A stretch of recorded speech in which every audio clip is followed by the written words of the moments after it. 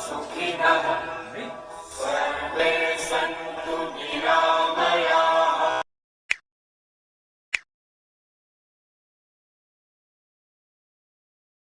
श्री गणेशाय नमः, श्री सरस्वती नमः, श्री वेदपुरुषाय नमः, श्री साम्ब सदाशिवाय नमो नमः। तिम्रो तत्त्वमा जान्दिन कस्ता छौ हे महेश्वर, जस्ता छौ हे महादेव त्यस्तै तिमीलाई नमो नमः। सबै श्रोताले चन्दन अक्षता फुल लिएर हात जोड्नु होला र वक्ताले तलको प्रार्थना पढ्नु। यम ब्रह्मा वरुणेन्द्र रुद्र मरुत स्तुवन्ति देव्यै स्तवै वेदै साङ्गोपदाक्रमोपनिषदै गायन्ति यं सामगा। ध्यानावस्थित तद्गतेन मनसा पश्यन्ति यं योगिनो यस्यं तं नु विदुषुरासुरगणा देवाय तस्मै नमः। श्रीमच्चन्दन चर्चितो जलवपु शुक्लाम्बरा माल्लिका मालालं कृतकुण्डला प्रविलसन् मुक्तावली शोभिता सर्वज्ञान निदान पुस्तकधरा रुद्राक्षमालाधरा वाग्देवी वदनम्बुजे वसतु मे त्रैलोक्यमाता चिरम्। मुखं करोति वाचालं पङ्गुं लङ्घयते गिरिं यत्कृपातमहं वन्दे परमानन्दमाधवं।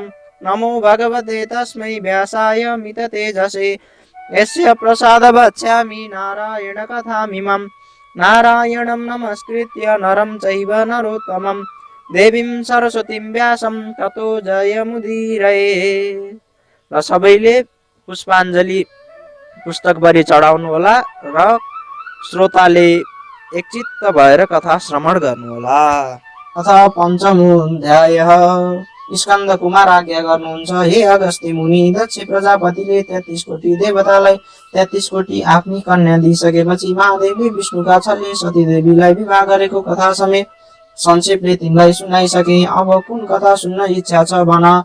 स्वामी कार्तिकेय कुमारको यस्तो स्नेहले भरिएको वचन सुनेर अगस्त्य मुनि भन्नुहुन्छ, हे सडानन्द, तपाईका अमृत रूपी वचन बराबर सुन्न पाउँदा पनि मनमा तृप्ति भएन।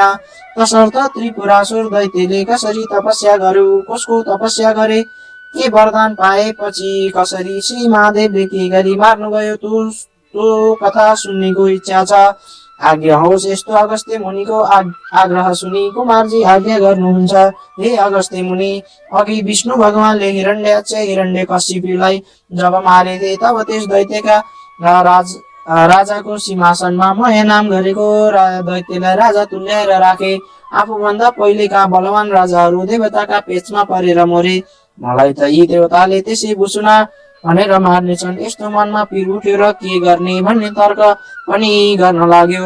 अब तपस्या नगरी हुँदैन भन्ने मनले निश्चय गरी तारकाक्ष विद्युत प्रभा भन्ने मन्त्री समेत भएर पुरा माघको जाडोमा हिमालय पर्वतमा ज्येष्ठ वैशाखको गर्मीमा मरुभूमिमा पञ्चाङ्गी तापेर वर्षाकालमा छाप्रो नभएको खाली भूमिमा बसी ठुलो कष्ट गरी 10,000 वर्षसम्म ब्रह्माजीको तपस्या गरे।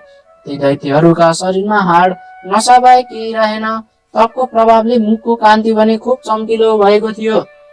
तिनीहरूको घोर तपस्याले ब्रह्माजी प्रसन्न भएर प्रत्यक्ष दर्शन दिएर भन्नुभयो, हे दैत्य राजो, तिमीहरूको तपस्याले म खुसी भएँ। इच्छा लागेको वर माग।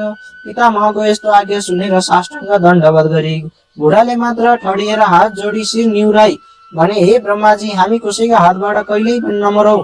फेरि हामी महापराक्रमी हौँ। आकाशमा कुबेरका जस्तो 3वटा सुन्दर पुर बनाउने छौँ। त्यसमा कसैको गमन नहोस्। यस्तो असित वरदान मागेको सुनेर ब्रह्माजी आज्ञा गर्नुहुन्छ, हे दानव, म अमर्त म पनि छैन। यसो हुँदा त्यो वर दिन म असमर्थ छु। यसबाहेक अरू मागेको वर म अवश्य दिनेछु। यस्तो पितामहको आज्ञा सुनेर ती दानवहरू भन्दछन्, हे प्रभु, त्यसो भए हाम्रा ती 3वटा सहर पृथक पृथक रहनेछन्। 10,000 वर्ष बितेपछि एकपटक तिनै सहर आधा निमेष भर एकै ठाउँमा जोडिनेछन्। त्यही जोडिएका बेलामा एकै बाणले तिनै सहरलाई नाश पार्न सक्ने पुरुषले मात्र हामीलाई मार्न सक्नेछ। यस्तो सुनि तथास्तु यस्तै होस् भनी वरदान दिएर ब्रह्मा आफ्नो सत्यलोक पाल्नुभयो। दैत्यहरू पनि आफ्ना घर फर्के।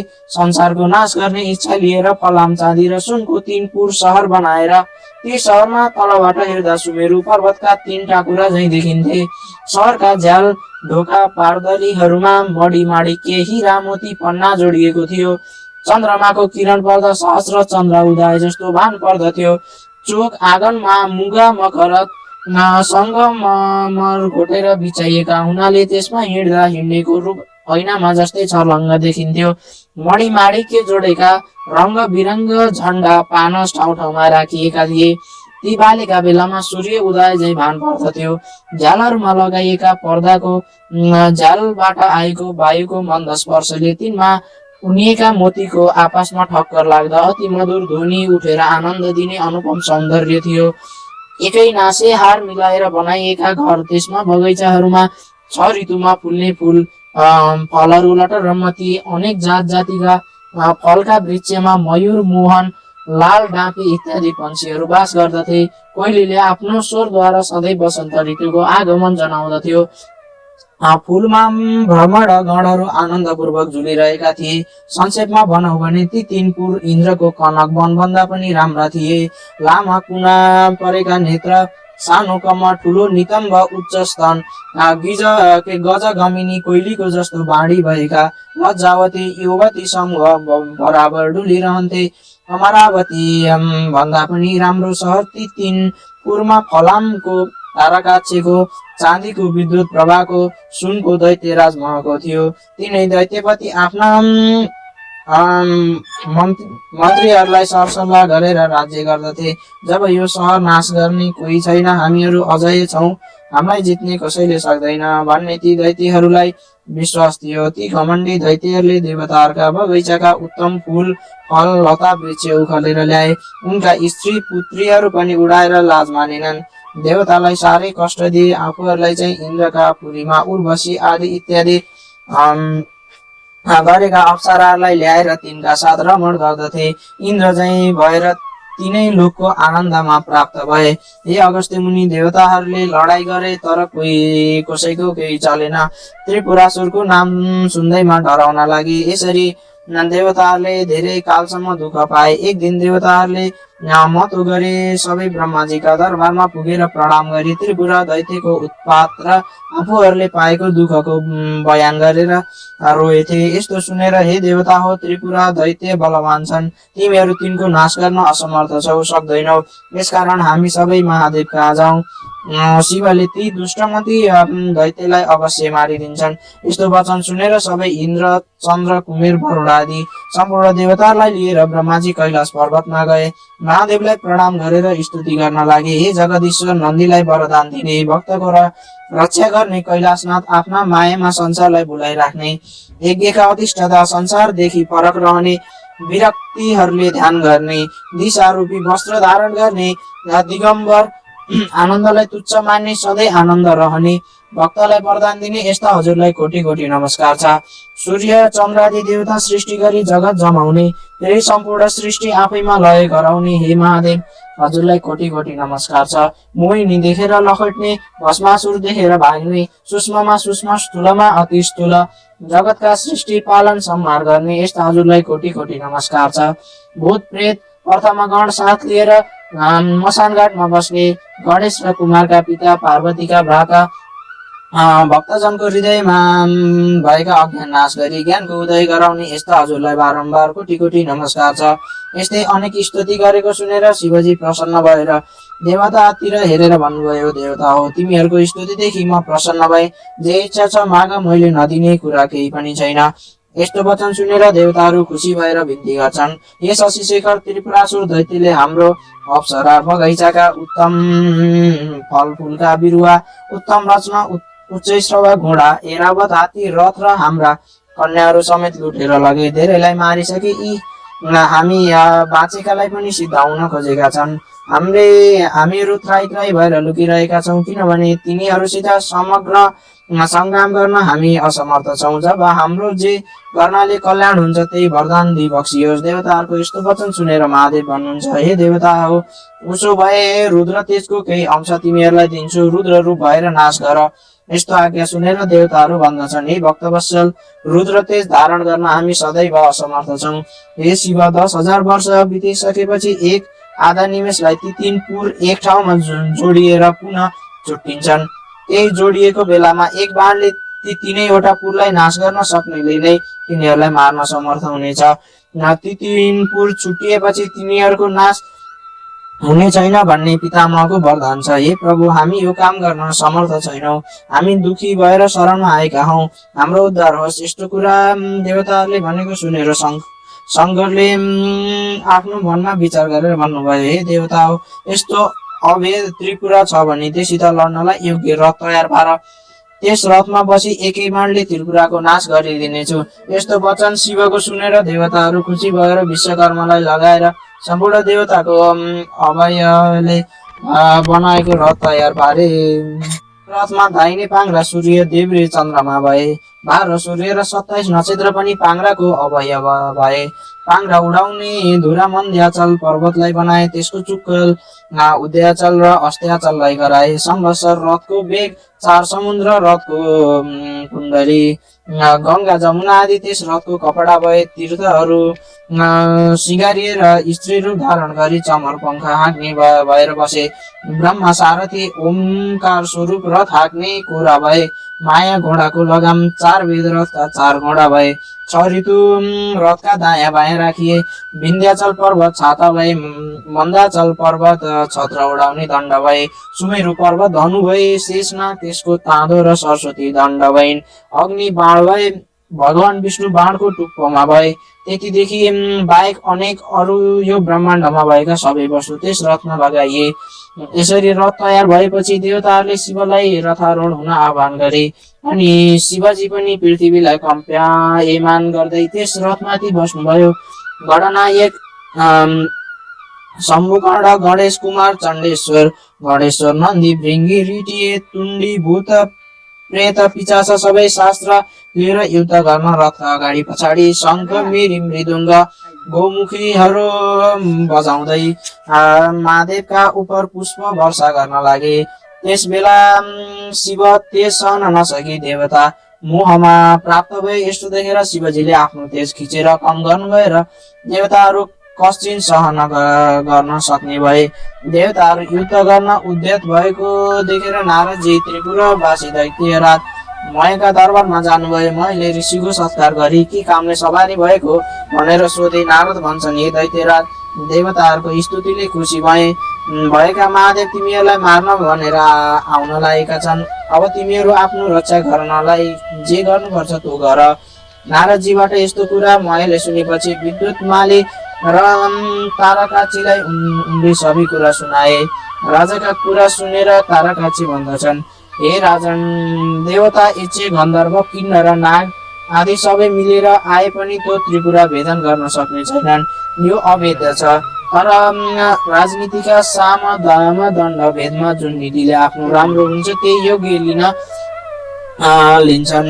हामीले पनि आफ्नो कल्याण हुने नीति लिनु पर्दछ। यस्तो विचारमा भगवान निर्बल देवताहरूले हामी यस्ता अझै वीर दानवसित आफ्नो स्वार्थ साधन गर्ने इच्छा लिएर डराउन आउँछन् भने तिनीहरूलाई दण्ड दिनै पर्छ। यसमा चिन्ता लिने कुरै छैन। यति भनेको सुनेर विद्युत माली भन्दछन्, हे राजन, तारकाक्षीले भनेको कुरा ठिक हो। बलहीन देवता सङ्ग्राममा टिक्न सक्दैनन्। आफ्नो बलको विचार नगरी लड्न आए भने नासिन्छन्। लड्न कसिएर आउँछन् भने लडौँ। सारा देवतालाई जितेर अघिका दैत्यराज हिरण्यकशिपुको पदमा पुगेर स्वर्ग, मर्त्य, पातल तीनै लोकको राज गरौँला। 14 भुवनको अधिपति भएर हजुरले राज गर्नु। आफ्ना साथी मन्त्रीहरूको कुरा सुनेर दैत्यराज मह भन्दछन्, हे दैत्यराज, तिमीहरूले भनेको कुरा ठिक हो। देवताहरू भन्दा हामी बहुत बलवान छौँ। देवताहरूको जोर हामीसित चल्न सक्दैन। तर अहिले देवता मात्र छैनन्, सृष्टि स्थिति प्रलयकर्ता महादेव स्वयं रथ लिएर आउन लागेका छन्। त्यस बेला पुरुषार्थले काम दिँदैन। मेरो विचारले त बलवान शत्रु भएका हुनाले मेलमिलाप गर्नु नै उचित छ। हामीहरूले लडाइँ गर्न अघि सर्नु उचित होइन। हामी सबै महादेवजीको शरणमा परौँ।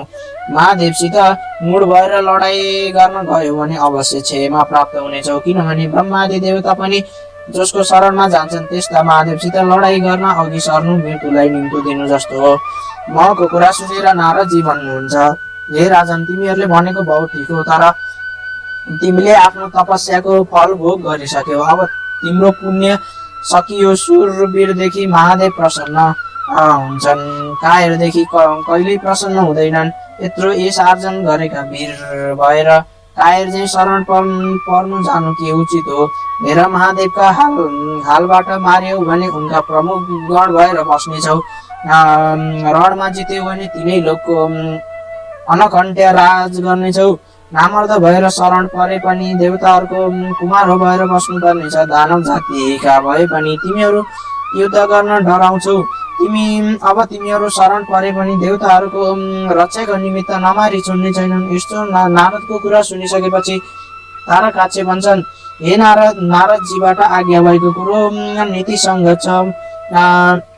लडाइँ गर्नुपर्छ भन्यो, त्यही कुराको विद्युत मालीले पनि समर्थ गर्यो। म भन्छन्, ठिक हो, नारदजीले भनेको लड्न वीरले लड्नै पर्छ भनेर उत्तर दिए। मनमा भने आयुष्यहीन भएकाको यस्तो उल्टो बुद्धि हुने रहेछ भन्ने विचार लिएर सैन्य तयार गर्ने आदेश दिए। यता लडाइँ गर्ने कुरा निश्चय भएपछि दैत्यराजसित बिदा लिएर नारदजी गए। देवताहरूसित महका दरबारमा भएको कुरा सबै भने। दैत्यहरू पनि युद्ध गर्ने इच्छा बढी अनेक तरहका शास्त्र अस्त्रले सुसज्जित भएर वेह बनाई तयार भए। तारकाक्ष, बल, बाणासुर, विद्युतमाली आदि प्रमुख दैत्यहरू पनि युद्धको तयारी गरी राजाको अगाडि आई अनेक तरहका बाजा बजाई शङ्खनाद गर्दै सिंह गर्जे गर्जिन लागे। दानव सैन्य नै दानवहरूलाई भयानक देखियो। ऊ रथ आयो, लौ हेर ऊ रथको ध्वजा। यस्तै कुरा परस्पर गर्न लागे। भएर शोक त्याग गरी रिसलाई अगालेर अनेक शस्त्र अस्त्रले युद्ध गर्ने निश्चित गरी। जस्तै पुतली बत्तीका समीप जान्छ त्यस्तै कालप्रेरित त्रिपुरावासी दैत्य शिवरथ कहिले आइपुग्छ भने उसीतिर आँखा लगाई हेरिरहे। तब पश्चिम सागरका शिरोभागमा रहेका अनेक तरहका ध्वजा पताकाहरूले सुशोभमान सुमेरु पर्वत जस्तै रथ देखिन लाग्यो। नन्देश्वर, गणेश्वर आदि शिवगणहरूले सिंहनाद गर्न लागे। दानव सैन्य पनि युद्ध गर्नका निमित्त निस्के। चण्डेश्वर पनि देदीयमान कठोर वंशरो हातमा लिएर डरलाग्दो मुख बनाई शिवगणको अगाडि उभिए। फेरि गणेश्वर देदीयमान त्रिशूल समय शिव तुल्य पराक्रमी गर्न इच्छा लिएर आए। गणका अधिपति शम्भुकर्ण पनि मुसल हातमा लिएर उनको पार्श्वमा गएर उभिए। वीरभद्र, नन्दी, भृङ्गी आदि गणहरू पनि हतियार लिएर युद्ध गर्न अग्रसर भए। दैत्यका समूह पनि शिवरथ आएको देखि युद्ध गर्न अनेक दिव्य अस्त्रहरू लिएर पुरदेखि बाहिर निस्के। दुवै थरीले क्रोध गर्दै युद्ध गर्न लागे। महादेवले त्रिपुर दग्ध भए जस्तै देखेर हाँस्दै युद्ध गर्न आज्ञा दिए। भृङ्गीले 10 बाण छोडे, विद्युत प्रभालाई भेदन गरे। राता आँखा पारेर शिलाले ठोक्दा पनि त्यसलाई केही गर्न सकेनन्। तब श्रृङ्गीले र ऋडले विद्युत प्रभाका पृष्ठ देशमा प्रहार गरे। तब त्यसले पनि शूलको फुड्कार गरी भृङ्गी र ऋडलाई प्रहार गर्यो।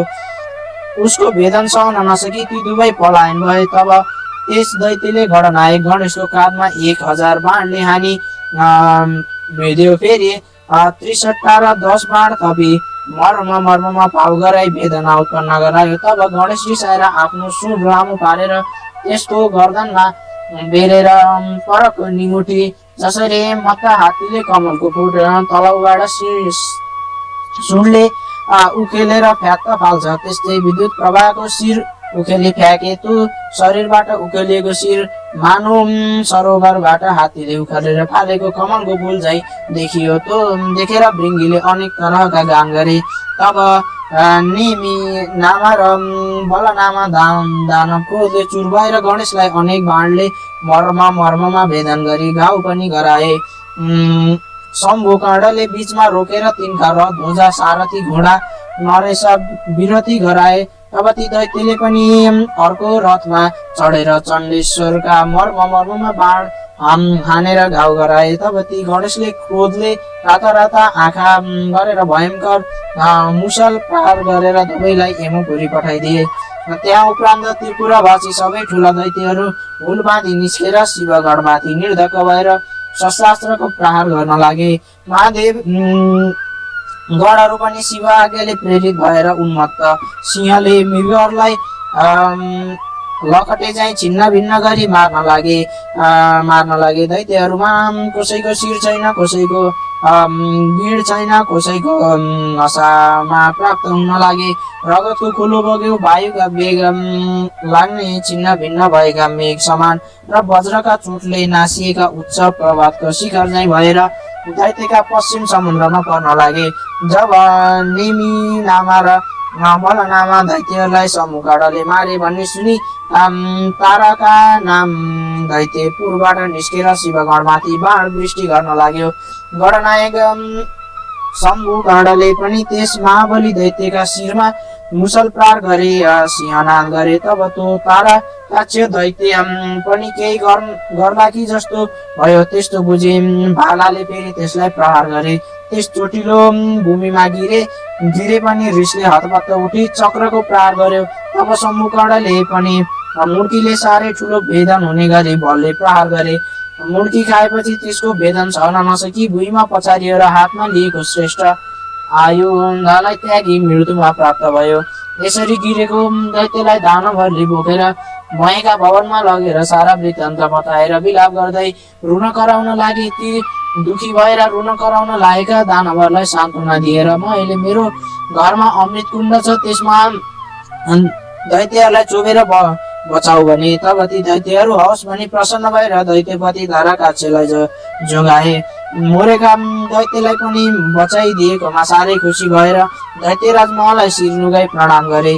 यसै गरी अरू पनि मरेका धेरै दैत्य बचे। फेरि त्यो ताराकाक्ष बडो वेगले सङ्ग्राम भूमिमा आयो। त्यसलाई देखेर ब्रह्माजीले आफ्नो देब्रे हातले देखाएर महादेवलाई भन्नुभयो, हे महादेव, यो दैत्य अघि मरिसकेको थियो, अहिले यो बाँचेर आयो। महका घरमा अमृत छ, त्यस अमृतले मरेका दानव महले बचाउँछ। हे शशिशेखर, त्यसका घरमा अमृत रहेसम्म मरेका दैत्यलाई बारम्बार बचाउनेछ। यसकारण पहिले एक बाण प्रहार गरेर अमृत शेषीले असल हुने थियो। ब्रह्माको वचन मानेर बाण त्याग गरी शिवले अमृत शोषण गर्नुभयो। फेरि हडबडाएर ब्रह्माजी भन्नुहुन्छ, हे देवदेवेश, अब यो सर बाण लिनुहोस्। मैले यी त्रिपुरवासी दैत्यहरूसित लडाई खुब देखे। लड्दा लड्दा आज 10,000 वर्ष बितिसक्यो, त्यही पनि त्रिपुराको नाश हुन सकेन। अब यो बाण चाँडै छान्नुहोस्, यो त्रिपुरा नाश होला। अब चाँडै नै यी तीनवटा पुर एक आधा निमेषसम्म जोडिएर फेरि तुरुन्त छुटिनेछन्। जुरिएकै बेला बाण प्रहार गर्नुहोस्। यी पुर सम्मिलित भएर छुटिएपछि फेरि बाण छोडे पनि केही हुने छैन। हे भगवान, यदि मेरो बिन्ती लाग्छ र देवताहरू खुसी हुन् भने हजुरको मनमा छ भने त्यो अग्नि समयुक्त बाण प्रहार गरेर त्रिपुराको नाश गरी बक्सिनुहोस्। यसरी अधैर्य भएर भनेको ब्रह्माजीका कुरा सुनेर हुन्छ भनेर त्यो उग्र बाण धनुमा चढाई तलमाथि झुक्काएर दिव्य 10,000 वर्ष पुगेपछि आधा निमेषका निमित्त त्रिपुरा जोडिएका बखत शिवजीले आफ्नो योग बलले सारा जगत निश्चल गराएर अग्नि सोमस्थित नारायण रूपी बाण निर्धकसित प्रहार गरे। बाण धनुबाट छुटिएर गई त्रिपुराका घरहरू डढाउन थाल्यो। धक धक कष्ट कष्ट भन्ने शब्द उत्पत्ति भयो। महादेवले महलाई सम्झाउनलाई नन्दीलाई डाके हराउनु भयो। हे नन्दी, तिमी चाँडै गएर अग्निलाई भन त्यो विश्वकर्मा महलाई नडढाउन्, त्यसको पुरलाई मात्र डढाउन्। महादेवको आज्ञा शिरोपर गरेर आफ्नो तपोबलले वायु चाहिँ बाणभन्दा पनि चाँडो गएर मयका पुरमा नन्दीले प्रवेश गरे। नन्दी मयलाई खोज्दै जाँदा मय दानव शिवलिङ्ग अगाडि राखेर शिवको ध्यान गरिरहेको देखे। नन्दीले उनलाई बोलाएर भने, तिमीहरूलाई अग्निले दग्ध गर्ने छैनन्। अनि मयले ती गणराज नन्दीलाई प्रणाम गरे। त्यस बेला अग्नि पनि त्यही आइपुगेर अग्निलाई महादेवको आज्ञा नन्दीले सुनाई मयसित विदा भएर हिँडे। तब अग्निले मयलाई भने, तिमी यहाँबाट चाँडै नै पुर छोडी निस्केर जाऊ। अग्निको आज्ञा मानि सुवर्णमय शिवलिङ्ग हातमा लिएर मय दानव तत्काल पातलमा गए। नन्दी फर्केर सम्पूर्ण विस्तार शिवजीमा बिन्ती चढाए। त्यसपछि त्रिपुरा डल्न थाल्यो। त्यसका वेदी गृह बगैँचाहरू नष्ट हुन लाग्दा दैत्य दानवहरूले रोए कराएको शब्द सुनिन थाले। वस्त्र खुस्किएका स्त्रीहरू पनि बाहिर निस्केर कराएको सुनियो र देखिन थाल्यो। सिँगारिएका घरमा रहेका कठोर उच्च स्तन भएका मदले विह्वल नेत्र भएका आफ्ना पतिका प्रिय स्त्रीहरू अग्निको ज्वाला देखेर भयभीत भएका यताउता घरभित्रै दकुर्न लागेको देखिन लाग्यो। पर्वतमा रहेका किन्नर किन्नरी चाहिँ केही पति पत्नी अङ्कमाल गर्न लागेको पनि देखियो। केही भाग केही स्त्रीलाई बोकेर केही पुत्र पुत्री समेत लिएर सम्पूर्ण भूषणले भरेबराउ भए पनि शिवद्रोही हुनाले आगोमा ढडी समुद्रमा खस्न थाले। जो समुद्रमा खस्थे तिनलाई जलमा रहेका जन्तुले मार्न लागेको देखेर आकुल भई पालाहाली मार्न लागेको पनि देखियो। रतिका अन्त्यमा थाकेका तर कामले गर्दा प्रियका साथमा जाऊ भन्ने इच्छा भएका दानवहरू भार्यले रहित ढडी भस्म भए। केही समुद्रका जलजन्तुको आहारा भए, केही आधा पिल्सिएर प्राणहीन भए। यसरी विष्णु सोम अग्निमय बाणले त्रिपुराको भस्म गराए। सम्पूर्ण त्रिपुरालाई सागरमा डुबाएर त्यो बाण शिवका हातमा आयो। यसरी त्रिपुराको नाश भएपछि देवताहरू खुसी भएर महादेवको स्तुति गर्न लागे। हे शङ्कर, जो रौद्र कर्म गरी बक्सिनु भयो त्यो अरू कसैले गर्न सक्दैन। दैत्य मानेर त्रिपुरा भस्म गरी हाम्रो उद्धार गर्नुभयो। हजुरलाई कोटी कोटी नमस्कार छ। यसरी देवताहरूको स्तुति गरेपछि महादेव भन्नुहुन्छ, हे देवता हो, मैले तिमीहरूलाई पुत्रवत पालन गर्नुपर्छ। आज शत्रु मार्नाले तिमीहरूको अभिलाषा पूर्ण भयो। अब तिमीहरू आफ्नो आश्रममा गएर आफ्नो अधिकार ग्रहण गरी आनन्दपूर्वक बस। यस्तो आज्ञा महादेवको भनेपछि शिवजीलाई प्रणाम गरेर ब्रह्मा विष्णु इत्यादि आफ्ना आश्रममा गए। शिवगणले रहित भएर महादेव कैलाश पर्वतमा पुग्नुभयो। कसैले वर्णन गर्न नसक्ने कथा त्रिपुरा दह मैले भने। जो शिव भक्त प्रसन्न भएर पवित्र भई यस कथालाई पाठ गर्ला सुन्ला यो मनुष्य पापदेखि निर्वृत्त भएर अन्त्यमा स्वर्ग जानेछ तथा अनेक स्वर्गका भोगहरू पनि भोग गर्नेछ। इति श्री स्कन्द पुराणे केदार खण्डे माघ महात्म्ये कुमार अगस्त्य सम्बन्धे श्री स्वस्तानी परमेश्वर्य भक्त कथायां त्रिपुर दहन वर्णन नाम पञ्चमोऽध्यायः। कथा सुनिसकेपछि सबै श्रोताले पुष्पाञ्जली लिनु र वाचकले तलका श्लोक भन्नु।